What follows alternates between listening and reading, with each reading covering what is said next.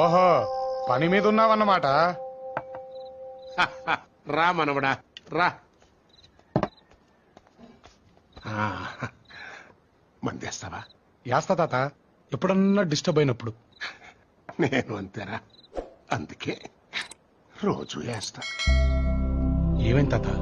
ఆస్తులు వాళ్ళతో పాటు నా కొడుకులు నన్ను కూడా పంచుకున్నారా. కోసి పంచుకోలేరుగా, అందుకనే నేను 6 నెలలు ఇక్కడ 6 నెలలు అక్కడ ఉంటా. వచ్చి 6 నెలలు అయిపోయిందిరా. రేపు చిన్నోడింటికి వెళ్తాను. అసలు ఏం జరిగింది తాత? ఏముందిరా, నేను 2వ పెళ్లి చేసుకోవడం పెద్దోడు తట్టుకోలేకపోయాడు. కొన్నేళ్లకు చిన్నాడు పుట్టాడు. కాలం గడిచిన కొద్దీ వాళ్ళిద్దరి మధ్యన దూరం పెరిగిపోయింది.